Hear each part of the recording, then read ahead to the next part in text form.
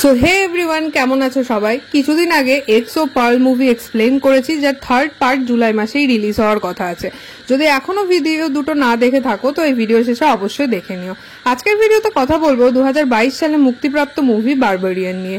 মুভির শুরুতে দেখা যায় টেস নামের একটি মেয়েকে। সে নতুন চাকরি পেয়ে নতুন শহরে এসেছে থাকার জন্য। সে এয়ারবিএনবি নামের একটা অ্যাপ থেকে ডেট্রয়েটে একটা রুম বা বাড়ি ভাড়া নিয়েছে, কিন্তু সে সেখানে এসে দেখে দরজা লক করা, প্লাস চাবিও তারা সেখানে রাখেনি। বৃষ্টির মধ্যে বিরক্ত হয়ে টেস সেই এজেন্সিতে কল করতে থাকে, কিন্তু কেউ ফোন তোলে না। বিরক্ত হয়ে সে গাড়িতে বসে সে কি করবে, এমন সময় সে বাড়ির লাইট জ্বলতে দেখে। তার কিছু একটা সন্দেহ হলে সে গিয়ে দরজায় নক করতে থাকে। তখন একটি ছেলে এসে দরজা খোলে।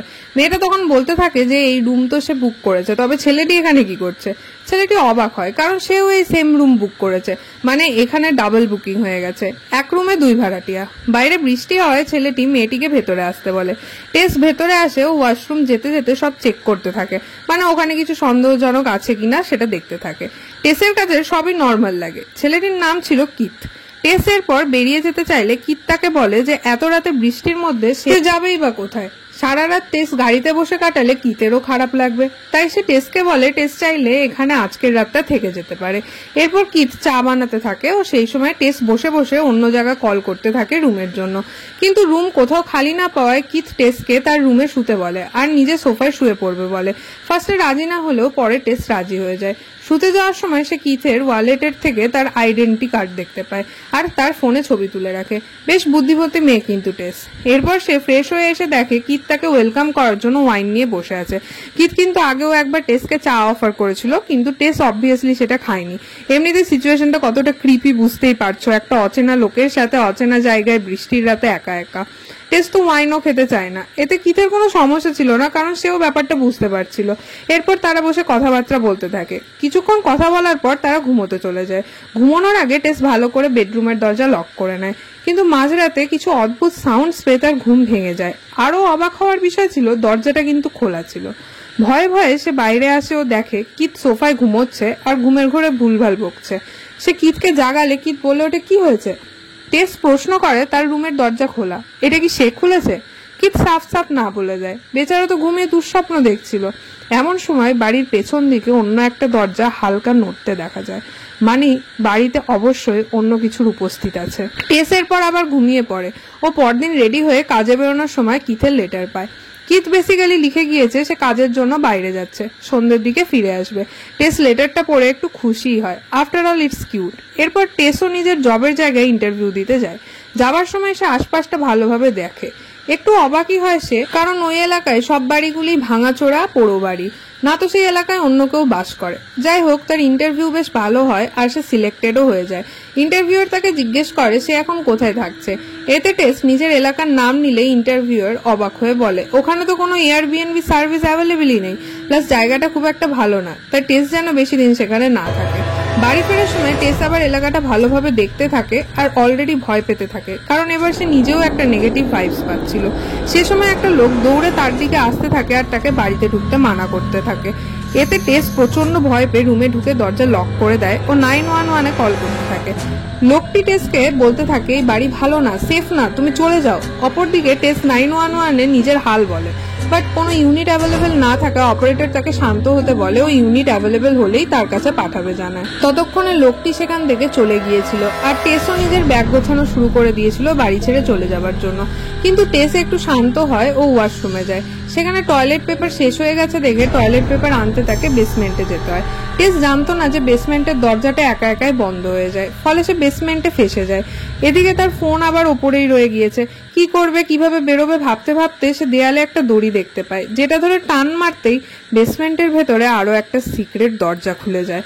ভয়ে ভয়ে সে রুমে প্রবেশ করার আগে সে একটা আয়নাকে লাইটের নিচে ফিট করে, যাতে তার আলোয় একটু হলেও ভেতরে কিছু তো দেখা যায়। ভেতরে ঢুকলে সে একটা রুম দেখতে পায়, যেখানে একটা বেড, একটা বাকেট আর একটা ক্যামেরা রাখা ছিল। এসব দেখে সে প্রচুর প্যানিক করতে থাকে আর পালিয়ে রুম থেকে বেরিয়ে আসে। ততক্ষণে কিথ সেখানে পৌঁছে গেলে টেসকে হেল্প করে কোনো রকমে বাইরে বের করে। এবার টেস কিথকে সব খুলে বলে আর এক মুহূর্তও সেখানে থাকতে রাজি হয় না।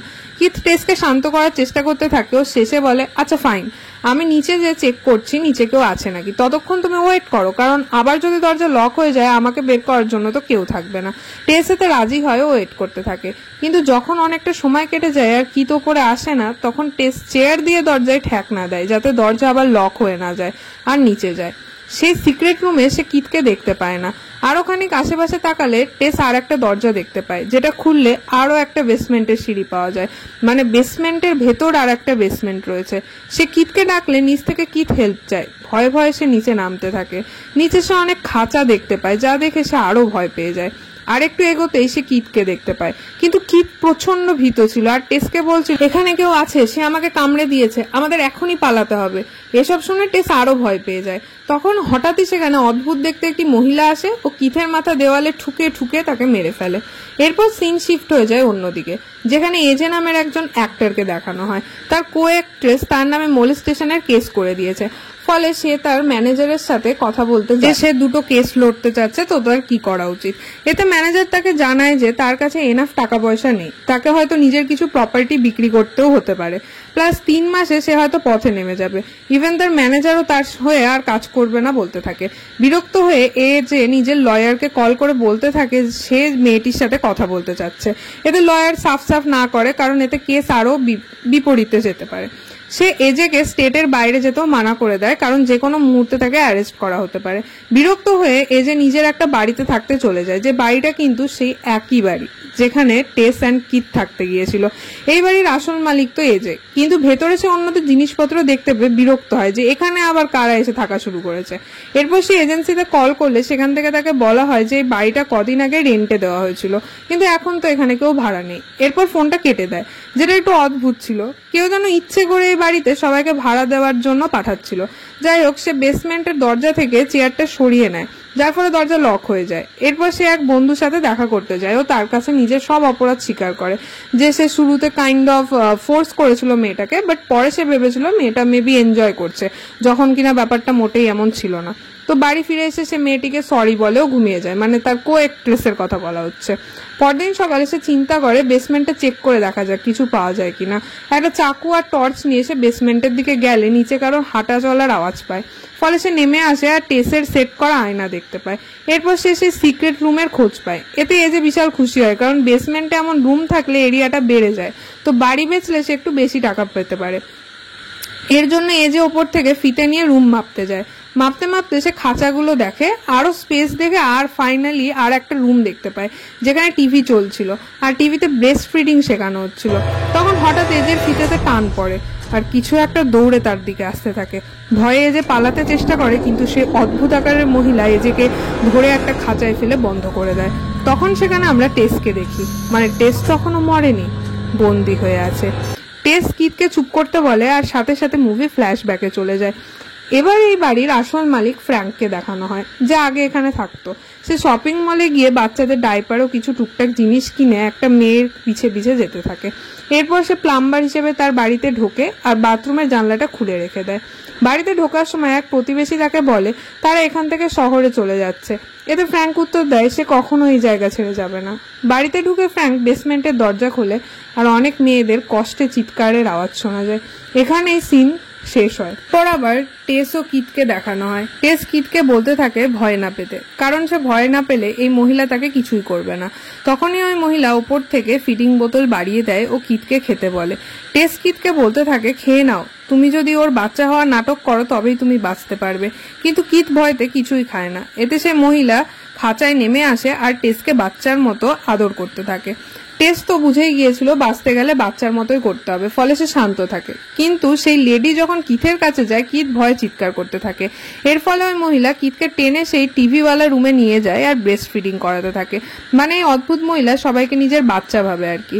সে তো খাঁচার দরজা খুলে এসেছিল, ফলে এই সুযোগে টেস সেখান থেকে পালাতে থাকে। পায়ের আওয়াজ পেয়ে সেই মহিলা টের পেয়ে যায় আর টেসকে তাড়া করে, কিন্তু কোনো রকমে টেস বেসমেন্টের জানলা দিয়ে পালাতে থাকে। আর তখনই সেখানে সেই মুভির শুরুতে দেখানো লোকটি এসে টেসকে টেনে বের করে নেয়। এই লোকটিকে টেস সব বলতে থাকে। বাট দেখা যায় লোকটি আগে থেকেই সব জানে, আর সেই জন্যই ফার্স্ট দিনই সে টেসকে বাড়িতে যেতে মানা করছিল। লোকটি টেসকে বলে, তুমি লাকি যে তুমি বেঁচে পালাতে পেরেছো, চলে যাও এখান থেকে। কিন্তু টেস বলতে থাকে বেসমেন্টে এখনো একজন আটকে আছে আর তার হেল্প দরকার। এতে লোকটি আবারও টেসকে বলে তুমি পালাও, কারণ সন্ধ্যের পর কিন্তু সে বাইরে বেরিয়ে আসে, তখন তোমাকে আর কেউ বাঁচাতে পারবে না। এই বলে লোকটি সেখান থেকে চলে যায়। টেস সাহায্যের আশায় খানিকটা এগোলে একটা গ্যাস স্টেশন দেখতে পায়, সেখানে থেকে সে পুলিশকে কল করে। অন্যদিকে কিথও সুযোগ পেয়ে পালাতে থাকে, কিন্তু সে অন্য একটা রুমে ঢুকে পড়ে। সেখানে সেই চেহারার মহিলা ঢুকতে চায় না, মানে বোঝা যায় কিছু একটা থেকে সে ভয় পাচ্ছে। এই রুমে যে অনেক পুরনো জিনিসপত্র, খাবার ও জামা কাপড় দেখতে পায়, যেটার মধ্যে একটা ড্রেস তো সেই মহিলার ছিল যাকে ফ্র্যাঙ্ক ফলো করতে করতে বাথরুমের জানলা খুলে রেখে এসেছিল। সেখানে বৃদ্ধ ফ্র্যাঙ্কও ছিল। ফ্র্যাঙ্ক এজের কাছে জল খেতে চায়। জল দিতে গিয়ে সে অনেকগুলি টেপ দেখতে পায় যাতে বিভিন্ন মেয়েদের নাম লেখা ছিল। এর মধ্যে একটা টেপ নিয়ে এজে প্লে করে। সে যা দেখে তা তার বিশ্বাস হচ্ছিল না। সেগুলো ছিল ফ্র্যাঙ্কের বিভিন্ন মেয়েদের মোলেস্ট করার ভিডিও। মানে ফ্র্যাঙ্ক বিভিন্ন মেয়েদের কিডন্যাপ করতো, এনে এই টানেলে খাঁচায় আটকে রাখতো, তাদের রেপ করতো, টর্চার করতো, যার ফলে তারা প্রেগনেন্ট হয়ে যেত।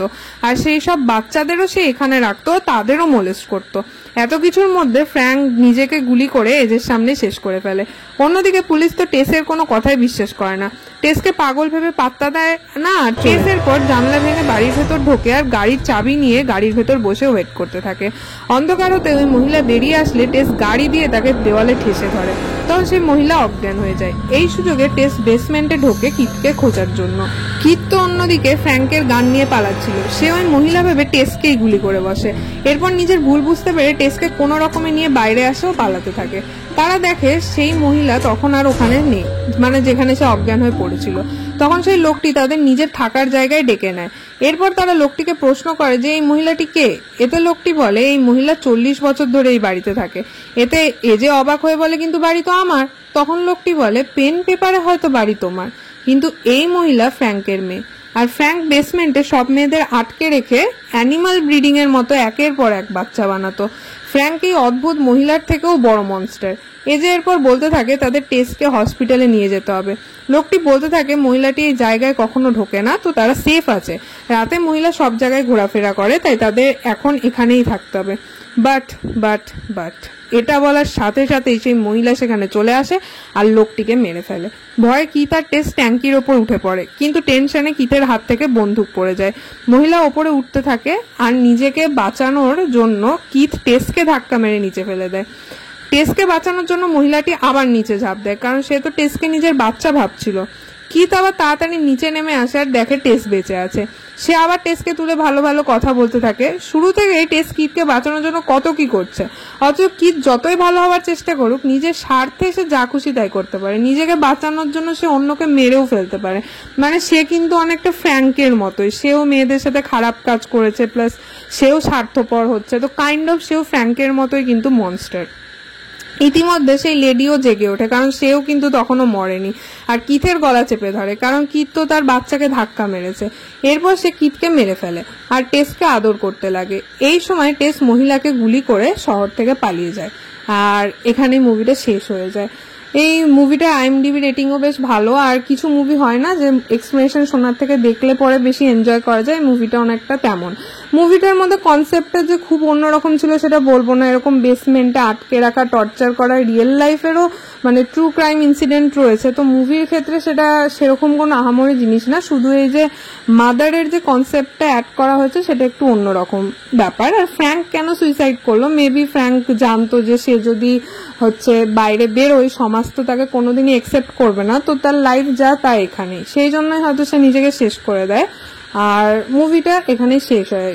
আমার কাছে মুভিটা বেশ ভালোই লেগেছে, তোমরা কিন্তু একবার দেখতে পারো। ডেফিনেটলি বেশ ক্রিপি একটা সিচুয়েশন ছিল। So that's it for today guys. যদি ভিডিও ভালো লেগে থাকে তাহলে পরে চ্যানেলটাকে সাবস্ক্রাইব করে দিও, ভিডিওটাকে লাইক করে দিও, আর কমেন্ট সেকশনে নিজেদের মুভি সাজেশন জানিয়ে দিতে ভুলো না।